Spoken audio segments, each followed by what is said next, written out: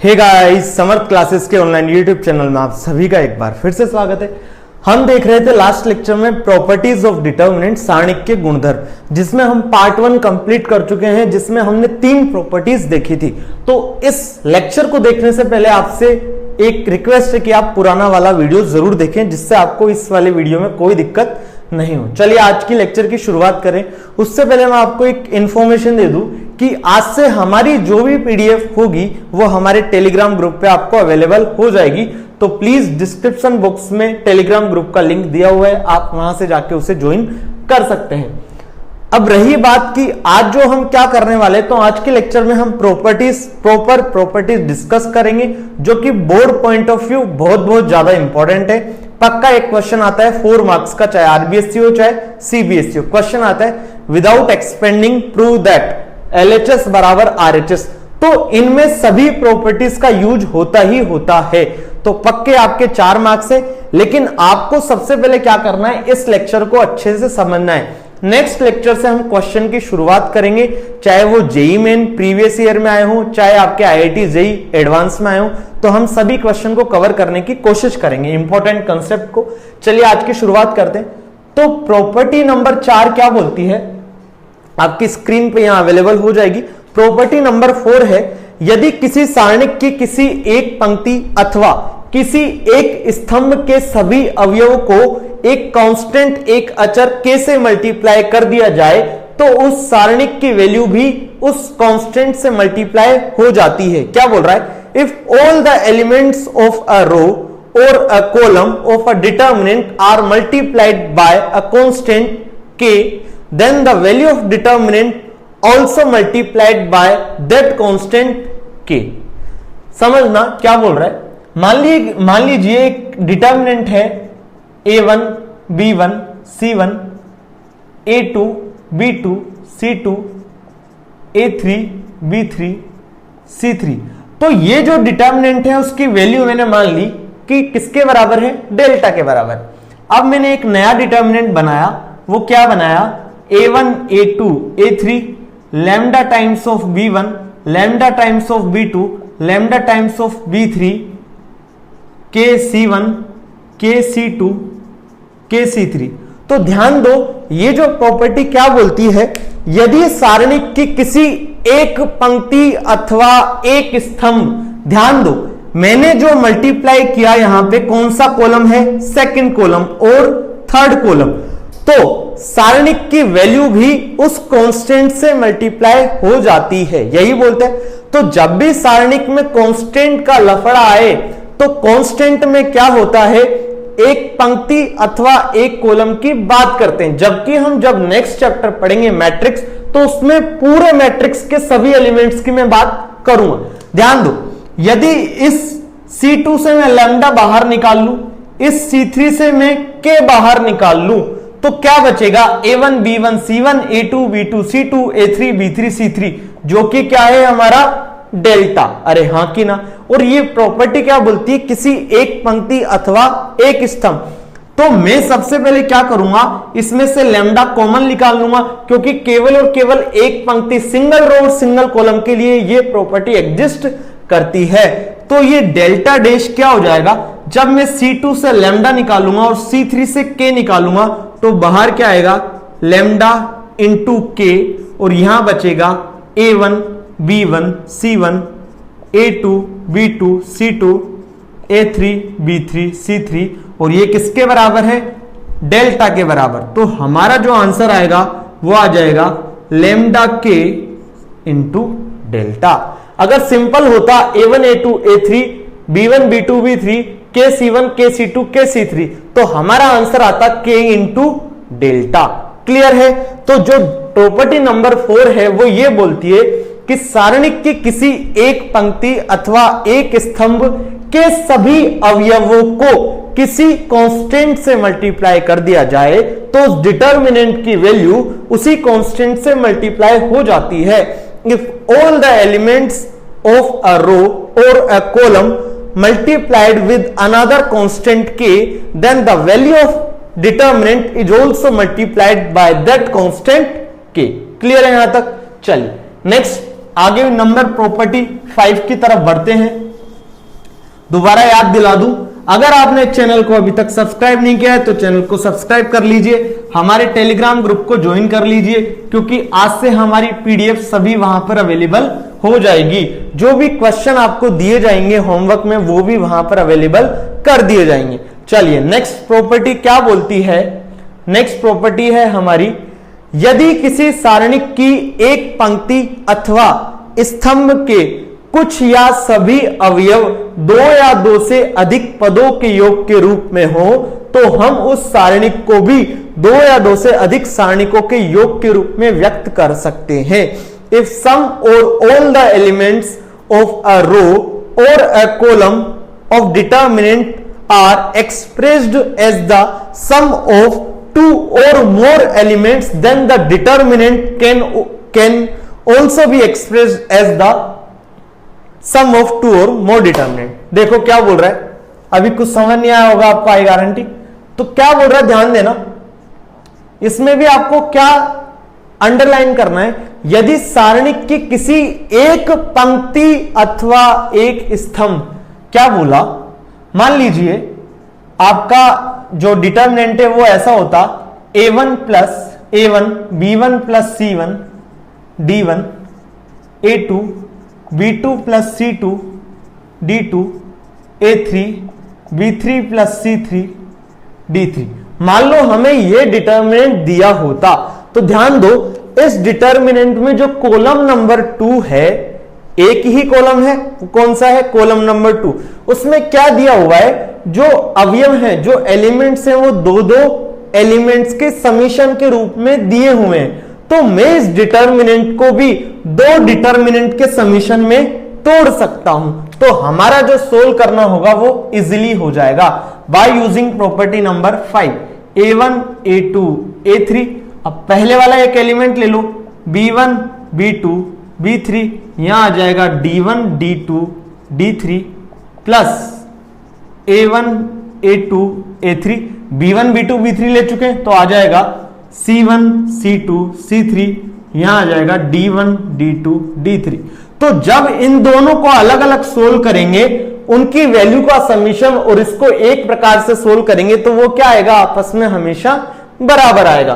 तो मैं ये बोल रहा हूं इस प्रॉपर्टी में कि सारणिक की किसी एक पंक्ति अथवा एक स्तंभ के सभी अवयव दो या दो से अधिक पदों के योग के रूप में हो तो हम उस सारणिक को भी दो या दो से अधिक सारणिकों के योग के रूप में व्यक्त कर सकते हैं। ध्यान दीजिए, यहां होता b1 plus c1 e1, b2 plus c2 plus e2, b3 plus c3 plus e3। तो क्या करता, ये तो बनता, प्लस एक और आ जाता a1 a2 a3 e1 e2 e3 d1 d2 d3। Clear है यहां तक। और हम जब आगे क्वेश्चन करेंगे, 5-10 क्वेश्चन करने वाले हैं, तो उस पर आपको पूरा प्रॉपर ये समझ आ जाएगा। चलिए नेक्स्ट प्रॉपर्टी हमारी प्रॉपर्टी नंबर 6 क्या बोलती है। प्रॉपर्टी नंबर 6 ध्यान दीजिएगा।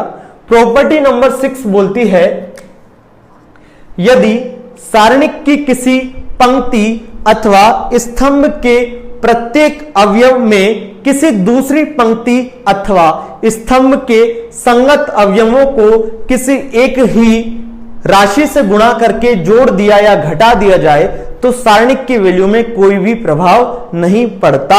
If the equi multiples of corresponding elements of other rows or columns are added to every element of any row or column of a determinant, then the value of determinant remains the same। very important 5-star property. कौन सी, property number 6, जो आपकी exercise है 4.2, जिसमें आपसे पूछा गया है सारणिकों के गुणधर्म का प्रयोग करते हुए सिद्ध करें LHS बराबर RHS। ऐसे क्वेश्चन है, without expanding using properties of determinant prove that. इस टाइप के जो क्वेश्चन है उनमें ये वाली प्रॉपर्टी हर क्वेश्चन में लगेगी, हर एक क्वेश्चन में लगेगी। और ये 4 मार्क्स का हमेशा क्वेश्चन पूछा जाता है, चाहे सीबीएसई का एग्जाम हो, चाहे आरबीएसई या किसी भी अदर स्टेट बोर्ड का एग्जाम। तो इस प्रॉपर्टी को ध्यान से समझ लेना, क्या बोल रहा है। अब ये जो हमने लैंग्वेज बोली उसको अभी के अभी भूल जाओ। बेसिकली ये जो प्रॉपर्टी है, इसमें ऑपरेशन की बात करता है, तो क्या बोलता है, किसी भी रो को हम रिप्लेस कर सकते हैं उस रो प्लस दूसरे रो के एलिमेंट के समीशन के रूप में। जैसे मैं कर दूं R1 को रिप्लेस कर सकता हूं R1 प्लस लेमडा R2। अब लेमडा क्या है, कुछ कांस्टेंट है। सिमिलर वे में मैं कॉलम्स भी कर सकता हूं, तो C3 को मान लो मैं ऐसे कर सकता हूं C3 plus lambda times of C2, या किसी का मैंने R2 को करें तो कर सकता है R2 plus lambda times of R3। C1 को करना होता तो C1 plus lambda times of C2 करता। अब लेमडा 1 भी हो सकता है, लेमडा माइनस 1 भी हो सकता है। तो ये वाली प्रॉपर्टीज है प्रॉपर्टी नंबर 6।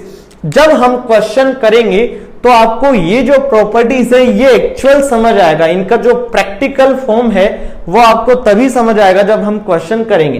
बस एक बार आपको थोड़ा सा आइडिया लग जाए कि प्रॉपर्टी क्या है, इसलिए मैंने एक प्रॉपर्टी का अलग से वीडियो बनाया है। चलिए, तो प्रॉपर्टी नंबर 6 सबसे इंपॉर्टेंट है इस चैप्टर की बोर्ड पॉइंट ऑफ व्यू में बात करूं तो। नेक्स्ट जो प्रॉपर्टी है, हाँ पहली बात आपके बोर्ड में ये प्रॉपर्टी नंबर 6 तक ही दे रखा है बुक में, लेकिन हम अदर स्पेशल पॉइंट्स भी पढ़ेंगे तो मैं उनको प्रॉपर्टी में ही आपको पढ़ा दूंगा। तो जो नेक्स्ट प्रॉपर्टी है प्रॉपर्टी नंबर 7, ध्यान दो क्या बोलती है, यदि कोई डिटर्मिनेंट है उसकी कोई एक रो या एक कॉलम के सभी एलिमेंट्स यदि 0 हो जाएं तो उस डिटर्मिनेंट की वैल्यू भी क्या हो जाती है, 0। क्या बोल रहा है, value of determinant is 0 when all the elements of a row or column are 0। ध्यान दो क्या बोल रहा है, यदि मान लो कोई एक डिटर्मिनेंट है, उसकी कोई एक रो या एक कॉलम के सभी एलिमेंट 0 हो जाएं, मान लो ये है 2 0 5 0 0 3 -2 1 और 4, ऐसा होता तो इसमें क्या है, जो कॉलम नंबर 2 था उसके सभी एलिमेंट्स कैसे हैं, 0, तो इस डिटर्मिनेंट की वैल्यू क्या हो जाएगी, 0। क्यों हुई, ध्यान दो, मान लो मैं C2 के थ्रू एक्सपेंड करता, इसको C थ्रू के अलोंग मुझे एक्सपेंशन करना होता, प्रसार करना होता, क्या करता, प्लस माइनस, तो minus into minus 0 into something 0, plus 0 into something 0, minus 0 into something 0, तो आंसर कितना आता, 0। तो प्रॉपर्टी नंबर जो 7 है, जो कि आपके बोर्ड पॉइंट ऑफ व्यू काम की नहीं है, वो आपको क्या बोलती है, यदि सारणिक की डिटर्मिनेंट की कोई एक रो या कोई एक कॉलम के सभी एलिमेंट्स यदि 0 हो जाएं तो उस डिटर्मिनेंट की वैल्यू क्या हो जाती है, 0। चलिए नेक्स्ट एग्जांपल मान लो मैं ऐसा लेता 1 4 9 3 2 5 0 0 0, तो यहां पे क्या है, थर्ड रो के सभी एलिमेंट क्या हो गए, 0, तो इस डिटर्मिनेंट की वैल्यू भी क्या आती, 0। यहां तक क्लियर है। चलिए नेक्स्ट बढ़ते हैं प्रॉपर्टी नंबर 8 की तरफ। प्रॉपर्टी नंबर 8 क्या बोलती है,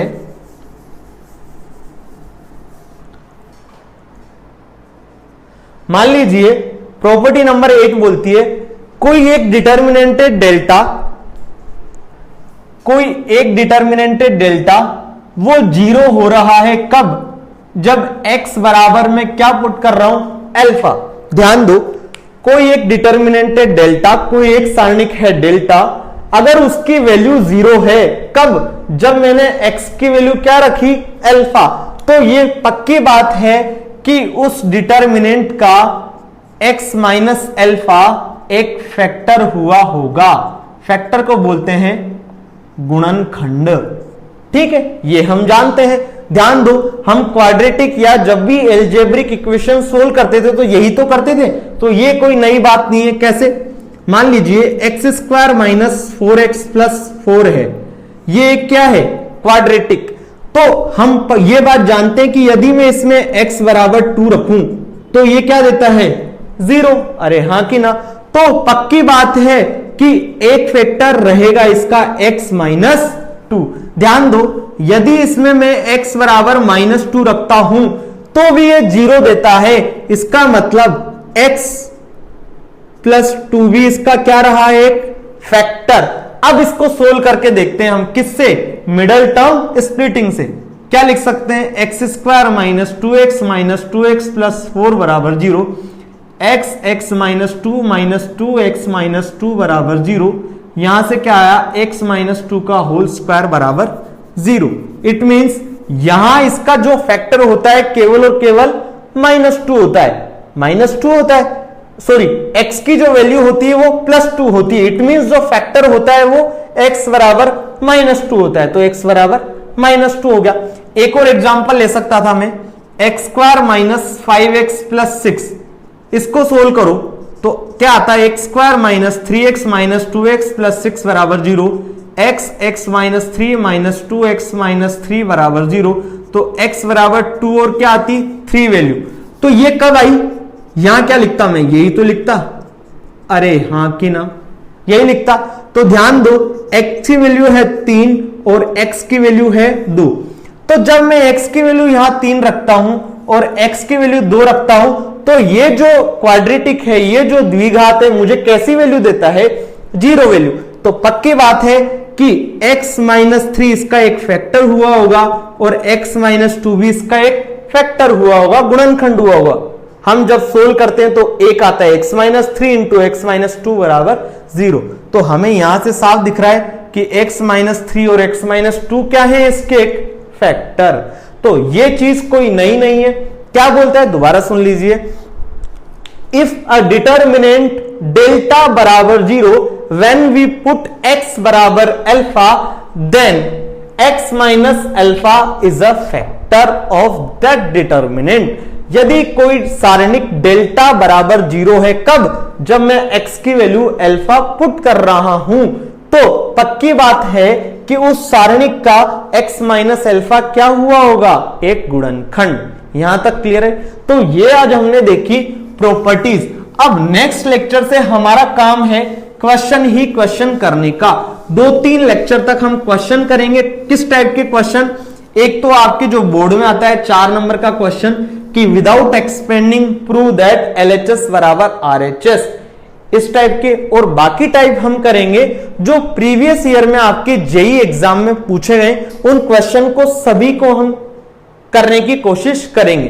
तो अगर आपने अभी तक चैनल को सब्सक्राइब नहीं किया है तो चैनल को सब्सक्राइब कर लीजिए, बेल आइकन को दबाना ना भूलें, जिससे हमारी कोई भी नोटिफिकेशन को आप मिस ना कर पाए। चलिए तो मिलते हैं नेक्स्ट लेक्चर पे। आई होप आपको वीडियो समझ आया होगा। थैंक यू गाइस, अपना ख्याल रखिए।